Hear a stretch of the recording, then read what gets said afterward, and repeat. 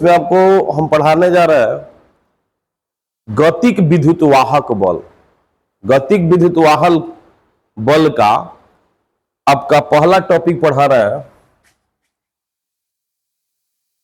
गतिक विद्युत वाहक बल। आइए हम देखेंगे इसमें फिगर। सबसे पहले हम लोगों को करना का है, यहां चुंबकीय क्षेत्र स्थापित करेंगे। समरूप चुंबकीय क्षेत्र जो कागज तल के अंदर की तरफ होगा, समरूप चुंबकीय क्षेत्र यहां स्थापित कर देंगे। ये कागज तल के लंबवत अंदर की दिशा में है, मतलब इस तरह से है। जिसे तीर हम लोग मारते हैं ना, इसे तो आगे होता है पीछे होता है, पीछे वाला हिस्सा को यहां प्रदर्शित कर रहा है। कागज तल के अंदर की ओर समरूप चुंबकीय क्षेत्र स्थापित है। अब आइए देखते हैं, फिगर नंबर 2 ठो बनाना है, ए और बी।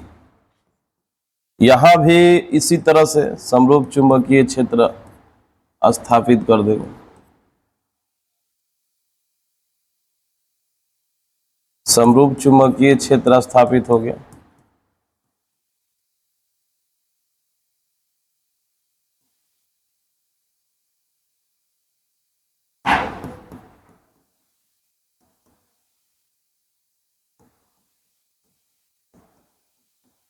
ये समरूप चुंबकीय क्षेत्र, इसमें हम एक आयताकार कुंडली ले लेते हैं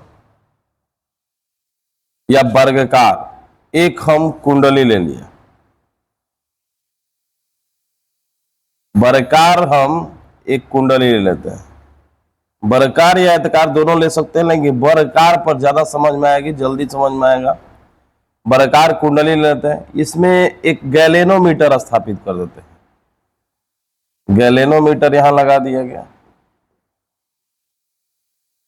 और ए सी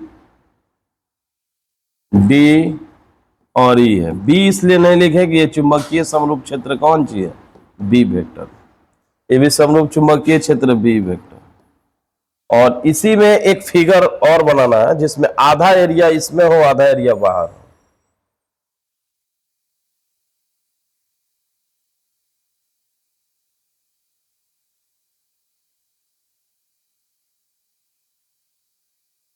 ये कुंडली है आपका, ए है, सी है, डी है, ई है। इसका आधा एरिया चुंबकीय क्षेत्र में, आधा एरिया बाहर। अब देखिए यहां पे गैलेनोमीटर का सुई घुमा दे रहे हैं, विक्षेपित हो गई है, जिस कारण गैलेनोमीटर में गति की है। इसका गति जो है v वेग से गति किया है। इसकी भुजा लंबाई है l। यहां से बाहर जो निकला है इस एरिया को हम डेल्टा x ले रहे हैं। यहां से यहां तक का डेल्टा x ले लिया, और ये जो बचा एरिया, इतना एरिया ये हो जाएगा l माइनस डेल्टा x। इसकी लंबाई चौड़ाई बराबर l ले लिया। तो फिगर बन चुका है। अब इस पे हम डिस्कस करेंगे, पढ़ेंगे।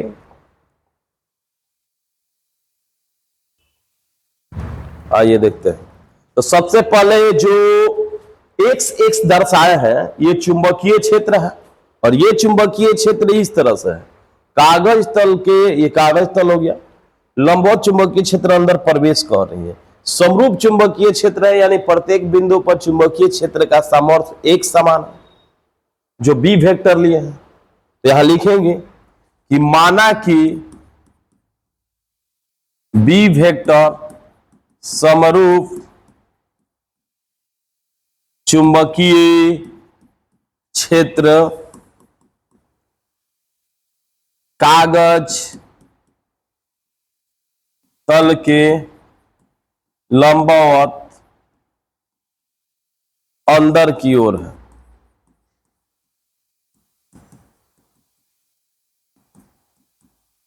अब इसमें देख रहे हैं कि ये जो कलर में दिखाई दे रहा है ए सी डी, एक नरम लोहा पर, नरम लोहे के वर्गाकार फ्रेम पर, जिसके लिए भुजा एल लिया है, उस पे तांबे के तार लपेटकर कुंडली बनाते हैं और उसमें गैलेनोमीटर जी को जोड़े हुए हैं। गैलेनोमीटर जी इसमें स्थापित है आपका।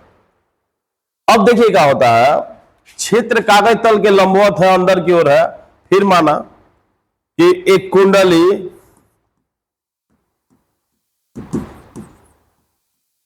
ए सी डी ई समरूप चुंबकीय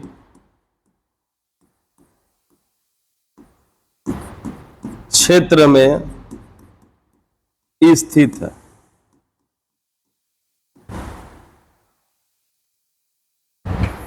जब इसे स्थित है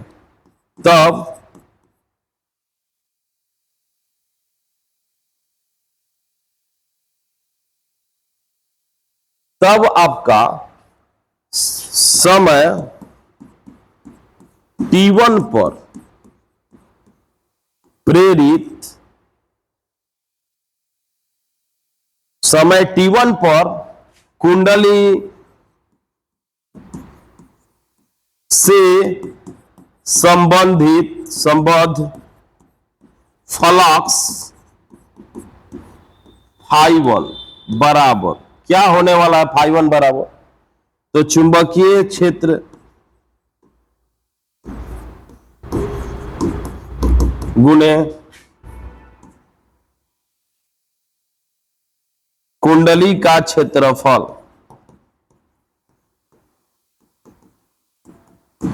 चुंबकीय क्षेत्र जो है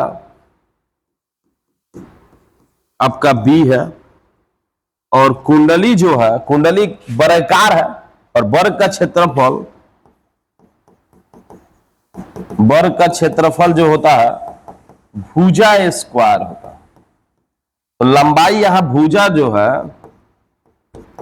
L है, इसलिए क्षेत्रफल आपका हो जाएगा L स्क्वायर हो जाएगा, तो यहां L स्क्वायर हो जाएगा। मतलब आपका φ1 जो मिला BL स्क्वायर मिला। अभी तक मैंने बताया कि समरूप चुंबकीय क्षेत्र है जो कागज तल के अंदर की ओर है। इसमें एक कुंडली रखा गया है ACDE। कुंडली बनाई कैसे जाती है? तो वर्गाकार फ्रेम पर नरम तांबे के तार लपेटकर कुंडली बनाई जाती है। इसमें गैलेनोमीटर जोड़ दिया गया। इस समरूप चुंबकीय क्षेत्र में स्थापित है, तो चुंबकीय क्षेत्र गुणे कुंडली का क्षेत्रफल, चुंबकीय क्षेत्र गुणे कुंडली का क्षेत्रफल, चुंबकीय क्षेत्र B और कुंडली का क्षेत्रफल भुजा आकार का है, वर्ग की भुजा, वर्ग का क्षेत्रफल भुजा स्क्वायर L गुणे L होगा तो L स्क्वायर हो जाएगा, तो L स्क्वायर φ1 मिला। अब इसी तरह से देखा जाएगा कि दूसरा स्थिति में जब V वेग से गति कर रहा है, कुंडली V वेग से गति कर रहा है, देखिए V वेग से गति कर रहा है ACDE कुंडली आकृति B में, चुंबकीय क्षेत्र B वेक्टर है, गति कर रहा है, तो गैलेनोमीटर की जो सुई यहां पे हम सीधा दिखा रहे हैं उसे मुड़ा हुआ इधर दिखा रहा है। तो ये मुड़ा हुआ दिखाई दे रहा है, तो यहां पर आपको क्या नजर आ रहा है? V वेग से गति करने पर गैलेनोमीटर की सुई में विक्षेप नजर आ रही है। तो निश्चित रूप से कहा जा सकता है कि यहां पर जो स्थापित हो रहा है, जो प्रेरित हो रहा है, वह विद्युतवाहक बल है, धारा है, तभी तो गैलेनोमीटर की सुई में विक्षेप पाया गया है। अगर गैलेनोमीटर की सुई में विक्षेप हुआ है तो गैलेनोमीटर धारा मापी है, जरूर धारा का आया है। तो इसकी गणना करने के लिए हम आगे बढ़ते हैं। क्या करेंगे कि लिखेंगे कि T2 समय पर, T2 समय पर कुंडली से संबद्ध फ्लक्स φ2 चुंबकीय क्षेत्र गुणे कुंडली का समरूप चुंबकीय क्षेत्र वाला क्षेत्रफल, समरूप चुंबकीय क्षेत्र वाला क्षेत्रफल।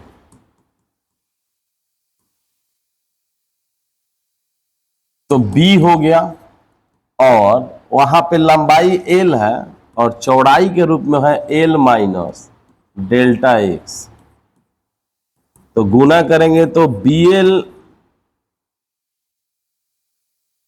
L स्क्वायर हो जाएगा माइनस BL डेल्टा एक्स हो जाएगी। अब देखिए इसे भी वेग से गति करने के बाद ये देखा गया भी वेग से कुंडली के गति करने के बाद आकृति B से T2 समय पर कुंडली से संबंध फ्लक्स φ2 इतना प्राप्त हुआ। अब आइए समय अंतराल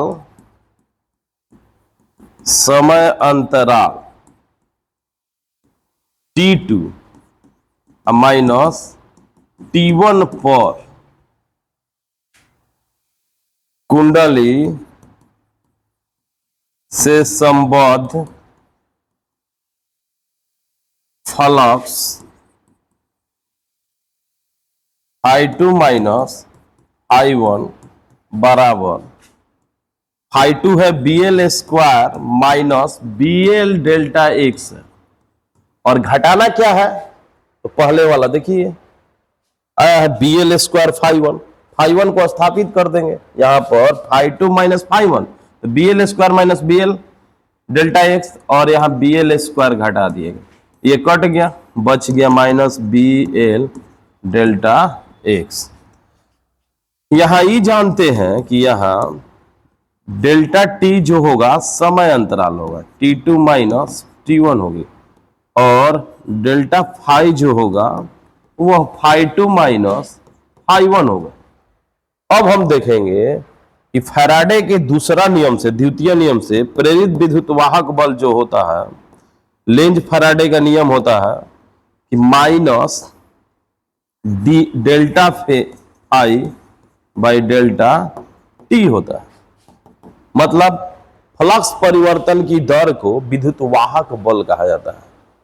और लेंज कहता है कि जिस कारण से उत्पन्न होता है उसी का विरोध करता है, तो गति के कारण उत्पन्न होता है गति का विरोध करता है, तो प्रेरित विद्युत वाहक बल माना गया माइनस, या फ्लक्स परिवर्तन के कारण उत्पन्न होता है तो फ्लक्स बदलेगा जिस कारण से उसी गति से बदले तो गति का विरोध करेगा, तो यहाँ माइनस आ जाएगा minus d phi by d t होता है। इसे लेंज का नियम या लेंज फैराडे का नियम भी कह सकते हैं। यहां पर देखिए लेंज फैराडे का नियम या फैराडे का नियम कहा जा सकता है, लेंज फैराडे या फैराडे का नियम कह सकते हैं। तो प्रेरित विद्युत वाहक बल माइनस डी फाई, मतलब आपका इसका जो मान है प्राप्त हुआ है माइनस BL डेल्टा एक्स, देख लीजिए डेल्टा φ2 माइनस φ1 माइनस φ1 का मतलब आया है φ2 माइनस φ1 बराबर ये आया है, तो यहां भर दिया गया डेल्टा टी, तो डेल्टा टी ही रह गया। अब देखिए ये माइनस है, खुद माइनस माइनस क्या हो जाएंगे, देखिए यहां माइनस माइनस माइनस प्लस, विद्युत वाहक बल हो गया BL डेल्टा एक्स बटा डेल्टा टी, इसे हम वेग कहते हैं। वेग बराबर पढ़ते हैं आप लोग, वेग बराबर होता है v बराबर विस्थापन बटा समय होता है। तो वेग जो है ये फॉर्मूला होता है, वेग बराबर विस्थापन बटा समय, तो यहां पर v भरा गया, वेग को v कहते हैं, तो BL v विद्युत वाहक बल निकल गया। कोई दिक्कत? फिर आइए आगे देखते हैं। धारा, प्रेरित धारा कितनी होगी, प्रेरित धारा I विद्युत वाहक बल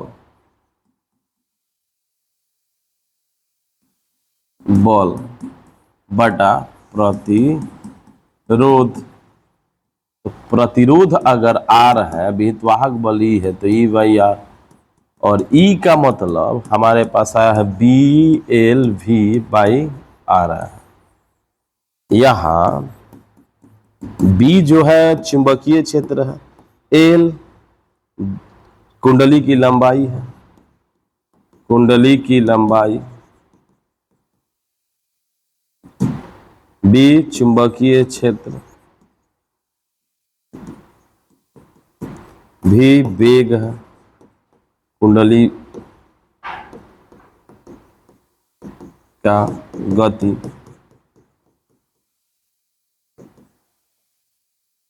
तो ये हमारे पास फॉर्मूला निकल गया है। आइए एक बार इसे फिर से समझ लेते हैं। गतिक विद्युत वाहक बल क्या है? गति के कारण प्रेरित होने वाले विद्युत वाहक बल को गतिक विद्युत वाहक बल कहा जाता है। यहां पर x जो दर्शाया गया है, ये समरूप चुंबकीय क्षेत्र है जो कागज तल के अंदर की ओर लंबवत गुजरते हैं, इस तरह से आते हैं, ऐसे प्रवेश करते हैं। और यहां पे एक वर्गाकार कुंडली है जिसकी भुजा की लंबाई L लिया गया है। और कुंडली बनाया कैसे जाता है? वर्गाकार फ्रेम होता है नरम लोहे का, उस पर तांबे के तार लपेट कर कुंडली बनाई जाती है और इसमें गैलेनोमीटर लगा दिया गया है जी। जब इसे चुंबकीय क्षेत्र में रखे हैं, इसको ABCD माना है। देखिए, माना कि B समरूप चुंबकीय क्षेत्र कागज तल के लंबवत अंदर की ओर, एक कुंडली ACD है, चुंबकीय क्षेत्र स्थित है, समय T1 पर कुंडली से संबंध फ्लक्स ∅1 है। तब ∅1 जो है T1 समय पर ∅1, चुंबकीय क्षेत्र B वेक्टर और कुंडली का क्षेत्रफल पूरा तो इसी समरूप चुंबकीय क्षेत्र में है, इसलिए भुजा गुने भुजा होता है, वर्ग का क्षेत्रफल L स्क्वायर हो जाएगा, L BL स्क्वायर। फिर जब इसे गति कराते हैं V वेग से, जब V वेग से गति कराते हैं तो आधा एरिया चुंबकीय क्षेत्र में है और आधा एरिया विदाउट चुंबकीय क्षेत्र में है। तो निश्चित रूप से चुंबकीय रेखा है इस कुंडली में आधा आधी हो गई, फ्लक्स बदल गया, प्रेरित होगा विद्युत वाहक बल, गैलेनोमीटर की सुई में विक्षेप होगा जिससे पता चलेगा कि धारा उत्पन्न हुआ है। लेकिन इसके चुंबकीय क्षेत्र वाला जो एरिया है, इसकी लंबाई तो चुंबकीय क्षेत्र में है लेकिन चौड़ाई में कमी हुआ है। मान लिया कि 50% हो गया है, डेल्टा एक्स बाहर निकल गया, जितना परसेंट निकले डेल्टा एक्स बाहर निकला तो पूरा लंबाई L था, पूरा लंबाई जो है L है, तो L लंबाई में से डेल्टा एक्स यहां पे कम हो गया तो L माइनस डेल्टा एक्स हुआ, ये लंबाई आपका। तो लंबाई गुने लंबाई है चौड़ाई, तो लंबाई गुने चौड़ाई निकाल लेंगे क्षेत्रफल। यही लिखे हैं कि V वेग से कुंडली की गति करने के बाद आकृति B से T2 समय पर कुंडली से संबंध फ्लक्स ∅2 चुंबकीय क्षेत्र गुने कुंडली से समरूप चुंबकीय क्षेत्र वाला क्षेत्रफल, तो L minus L into delta x. अगर आयताकार बन गया, आधा एरिया निकल गया, तो लंबाई गुना चौड़ाई, तो चौड़ाई L माइनस डेल्टा एक्स है और L है, दोनों को गुना किया तो BL स्क्वायर और BL डेल्टा एक्स। अब देखिए समय अंतराल T2 माइनस T1 पर कुंडली से संबंध फ्लक्स ∅2 माइनस ∅1 है, तो ∅2 का मान BL square minus BL delta x हुआ। अब BL स्क्वायर घटाया गया, माइनस कट गया, माइनस BL डेल्टा एक्स। इसी को देखिए हम क्या कहते हैं, यहां पर ∅2 माइनस ∅1 को डेल्टा ए फाई कहा जाता है, फ्लक्स परिवर्तन कहा जाता है, और समय अंतराल आपका डेल्टा टी है। तो प्रेरित विद्युत वाहक बल फैराडे लेंज या फैराडे के नियमानुसार डेल्टा फाई बटा डेल्टा टी माइनस में होता है। माइनस लेंज का नियम बताता है और बाकी फैराडे का नियम होता है। अब यहाँ पे माइनस इंटू माइनस रख दिया गया, माइनस माइनस कट गया, प्लस हो गया। अब BL delta x by delta t हुआ। Delta x by delta t को हम लोग भी कहते हैं, वेग बराबर विस्थापन बटा समय, या गति भी यहाँ कह सकते हैं, तो BL भी हुआ। अब देखिए प्रेरित विद्युत वाहक बल जो है बटा प्रतिरोध को धारा कहते हैं, तो E बाई आर, ई का माना है BL V बाई आर। चुंबकीय क्षेत्र, कुंडली की लंबाई, कुंडली की गति या वेग कहते हैं। तो ये आपका जितना अधिक चुंबकीय क्षेत्र होगा, मजबूत चुंबकीय क्षेत्र होंगे, तो प्रेरित विद्युत वाहक बल या धारा अधिक होगी। वेग ज्यादा होगा, ज्यादा स्पीड गति करेगा, तो अधिक आपका चुंबकीय क्षेत्र विद्युत वाहक बल प्रेरित होंगे। और लंबाई कुंडली बड़ी होगी तब पर भी प्रेरित विद्युत वाहक बल अधिक होगा। लेकिन प्रतिरोध नीचे है, प्रतिरोध अगर कुंडली में ज्यादा होता है तो धारा का प्रवाह कम हो जाएगा। ठीक है, जय हिंद, जय